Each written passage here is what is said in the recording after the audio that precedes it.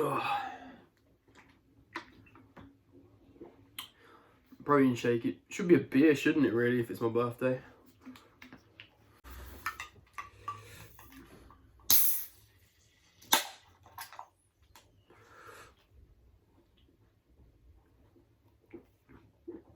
Guinness is the shit, man.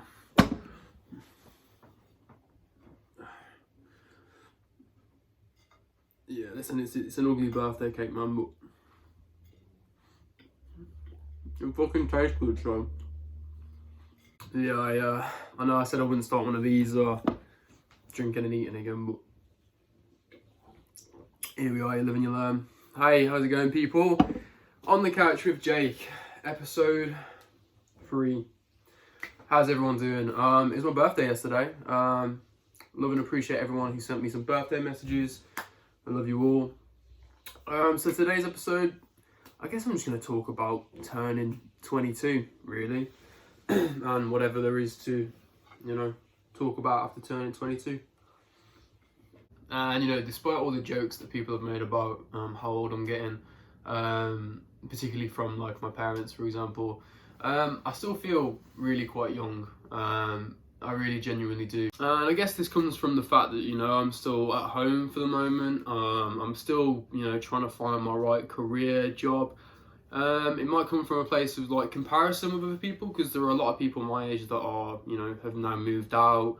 Some of them are even starting families. Some of you are years into a career and have already kind of reached what you deem to be a great amount of success. But for me, I'm still, figuring things out, and I'm absolutely okay with it. Life's not necessarily a race. I suppose it comes down to, the whole hare and the tortoise. Like, as long as I get to where I want to be at some point, that's okay. And I think this is an issue a lot of people have with life at the moment, is that they're kind of, I think the way that they assess success and deem, themselves successful comes heavily actually from the opinion of others and what kind of society tells you is success. I saw a post the other day about how pretty much what society deems successful nowadays is your job title and your salary.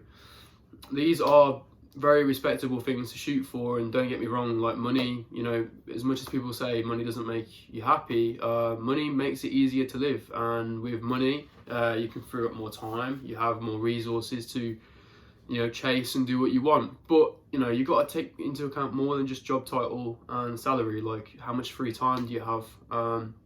How happy are you? Do you feel content with where you are?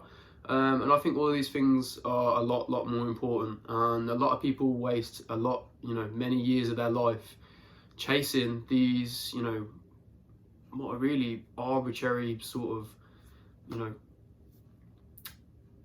evaluations was the word there.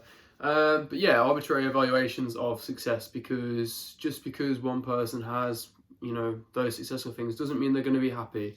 If they've got terrible friend relations, they're not in a fulfilling relationship, they work 60, 70, 80-hour weeks and don't have a lot of free time. Like, to me, I'd much rather earn a lot less and have more free time to actually do the things that, bring me happiness, than work away at a job that kind of, and especially sort of these very corporate 9-to-5 office jobs, these people are deciding when you wake up, they decide when you get to eat, they decide when you get to go on holiday, they decide so many of these lifestyle factors. And it's like, why would you give away, that right to live your life, literally live your life, for a bigger paycheck? If that makes you happy, who am I to tell you? I'm only a 22-year-old, So that's been a big one really this year. A big takeaway is sort of, as I've kind of thought more about what career I want to do, and what's really going to make me, happy and successful. I mean, this is why I dropped out of uni, those few years back. People kind of laugh and, almost think of me being a bit like arrogant when I say that actually me staying in uni and doing my degree, to me, that was actually taking the easy way out, which sounds, just let me explain though. So for me, maths was always one of those things that I kind of could just do. Did I enjoy it? Yeah, I enjoy playing around with maths. I'm a bit of a nerd at heart. Do I want to actually do a career with it? Do I think that that could be my purpose in life? No. So when I was at uni, I quickly kind of realised this, that although I could do the degree, did I want to try and sort of get out and then just either, have a job in an accountancy, or, like any kind of these, just like, again, like these corporate office-based jobs? Is that what I wanted? No, not really. Would it have been comfortable and easy? Yeah, I could have worked and crunched numbers for 40 hours a week or more and took a nice paycheck home. But would it have been fulfilling? Not for me, mate. And while I say this, there's nothing inherently wrong with chasing like a salary or a job title or these certain things that bring about, pleasure and might, maybe seen as vices, because, well, Zeno, who was the founder of Stoicism as a school of philosophy, actually kind of made this as a point that there was nothing inherently wrong with chasing these things, because actually they brought about the opportunity for you to further test and, strengthen like your resolve to actually remaining virtuous while still being able to enjoy like life's pleasures. So for example, having more money is actually a good test to find if you actually become greedy, or if you use that money as a power for good to invest in yourself and a business that might benefit the world, or whether you just start, fall into a life of drugs and alcohol, or partying at the weekend sort of thing. So it actually presents a better opportunity to strengthen your own, belief system. So for me, I'm kind of at a turning point, I suppose. A new chapter, if you will, of my life. I'm about to try and kind of make my debut is to be in a personal trainer. I'm going to be applying for a personal trainer job. I've been doing, waiting tables in a restaurant for the last 4 years. I enjoy the job, as humble as it is. I genuinely do, when it's good, anyway, not stressful, but I do enjoy the job, and it's taught me a lot. It helped me with, social anxiety and all of that. It really helped me, deal with all of that. And yeah, so a lot of people feel like the last year has been a waste, or, it's been a year off, but not everyone's been able to use it effectively, and again, that's okay. It's okay for a year of your life to go and you don't really make any progress, because progress isn't linear, as they all say. But I think for me, it's been a lot of kind of the laying the groundwork. I've been deciding where I want to take the career, what I want to achieve with it. Money really, I mean, everybody's going to say this, but genuinely for me, money really isn't the motivator. For me, it's an opportunity to help people and do more. And so in the past year and stuff, like last year when the first lockdown hit, I struggled really, really bad with mental health. Anxiety primarily was really bad for me, and having overcome that and sort of learned a lot more about myself, because it's something I've always struggled with, but it never was sort of brought to the surface, and lockdown being sort of the negative effect on everybody's mental health really brought it out. But I feel like I've made huge gains in that department, and I've been reading a lot, haven't been able to travel, but I've sort of strengthened my relationship with people, because there's a quote, and it basically says that in 5 years from now you'll be the same person, apart from the books you've read, places you've traveled, and people you've met. Now take that with a grain of salt, as you should all things, but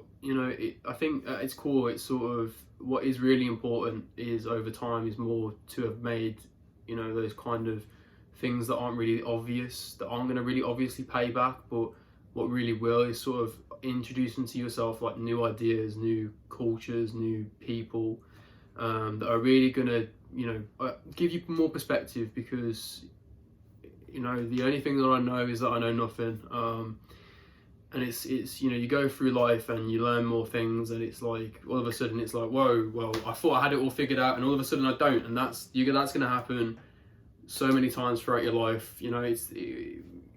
Wisdom always keeps progressing. We've never really made it. We're all still on, every day is a school day, as it should be. And this is what's, I guess, beautiful about life, is that things are always changing. So yeah, so I suppose the last thing I'm going to talk about really, and the last thing that's sort of seemed really important for me, not only this year but going forward, is that if you want to, I guess, progress and achieve something, and if there's something you're going for, it's really important to surround yourself with like-minded people, and not only people, but also kind of be aware of what you're consuming, and consuming not only in food, drink, but I literally mean even in the digital space, you know, through the internet. Be careful of like what you allow in, and be really conscious of how much time and energy you're giving to people. And this isn't to say that if, you know, somebody needs a helping hand, if a friend's in, you know, a bad place, or, you know, you've got certain relationships that are in a bad place, you owe it morally to help them out. But if it comes to the fact that somebody is like, you know, dragging you down, and even if you've been friends with people for years, like, you got to be really careful about who you give your time to, because at the end of the day, going through life, you can't save everyone. You can't, and you can only give, you know, as much as you can give. At the end of the day, you've only got your one life, so don't spend that living, you know, for somebody else. Okay, it's your life to live. So yeah, it's been a really deep chat. Squiddy's brain's probably fried at this point after that, but yeah. So I guess that's just a bit of, you know, waffle about where my head's been the last you know, year of my life, so to speak. And it's been a weird time for all of us, isn't it, man? COVID really has been a weird time, but I feel that, you know, it's given me some lessons that are going to be really useful moving forward, you know, as hopefully life is going to, you know, start picking up for me and for all you out there, right? I want it to for all of us, you know, putting out that love and energy, whatever. Yeah, so to summarise that long-winded waffle from a silly guy wearing a silly hat, yeah, first sort of point is to really sort of think about your goals and your aspirations, and really put them through kind of a rigorous assessment. Is this going to make you happy? Are you doing it really for you, or are you just kind of doing something because it's going to impress other people, or it's going to make you, you know, more money than you're going to know what to do with? Secondly, make more investments in yourself. Don't buy that new fancy car. Instead, go spend that money on a course, doing something that you've been procrastinating for years.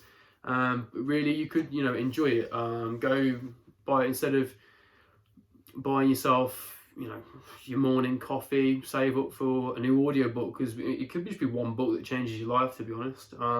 Once COVID's gone, travel, get yourself traveling, because there may come a time where you're unable to. So go travel, go see the world. Third and finally, be careful who you're around. Make sure it's people that really do want the best for you. Make sure it's like-minded individuals. And this isn't to kind of come across and say, oh, you know, you're better than anyone. It's not how I see, you know, distancing myself from certain people. It's not, I'm better than you, I'm going to be successful and you're dragging me down. Because you obviously got to give a helping hand to those that deserve it. It's more, you know, if people are genuinely on the same kind of, you know, brainwave as you, they're like-minded, they want the same things, and they want the best for you. So yeah, guys, I think that's enough from me now. This has been a really long video. For anybody who's watched the whole thing, again, as always, I really appreciate you, especially if you stuck away for this one. I'd assume you must really like me if you've watched this whole video, or you really hate me. Actually, it's probably one or the other, but yeah, drop me a like if you enjoyed the video, guys. A dislike if you didn't. Let me know where I could improve. If anybody wants to, you know, just hit me up and talk about life stuff, I'm an open door, really. DM me on the Insta, and, you know, I'm a nerd at heart, man. And I guess a big softie, really, who also just happens to like lift and, you know, throw weight around. But yeah, that's me, guys. You'll be hearing a lot from me sooner. You know, I want to start really hammering this thing, really beginning to, you know, set up my future, so to speak. Finally, I'm just going to leave a short clip from Jordan Peterson for us younguns. It's something that kind of stuck with me when he put this out, and I thought it pretty apt. It was around my birthday when it went out. Jordan Peterson, if you don't know, he was a professor, controversial professor, but he put out a book called 12 Rules for Life. So it's kind of like 12, I guess, ideas primarily about ways that you can improve your life and, you know, make your life more good, more virtuous. Yeah, I think it's accessible to a lot of people, and I think it's well worth the read. Yeah, I think despite what some people have made the guy to be a demon, I think he's a really good guy. I think he has people's best interests at heart, and anyway, like, I think this is worth sharing, especially for a video, you know, talking about life like this for me as a young guy. So yeah, peace and love, guys. I hope this helps, See you in the next one. What advice do you have for a young man in his 20s? Make a plan. Look at what you're interested in. Get disciplined about something. Allow for the possibility that you have something important to contribute to the world, and that the world would be a lesser place without that contribution. Don't be afraid of taking on responsibility. It's where you find what sustains you in your life. You can take on too much responsibility. You have to be cautious in that regard, but that's a less common problem than not taking on enough. A lot of the things that people regard as traps are actually the means to their life. Often young people are afraid of commitment, for example, in the context of a romantic relationship, and because they feel that that's going to interfere with their pursuit of something more valuable. But that's just not the case. You're not going to find something more valuable in your life than a committed relationship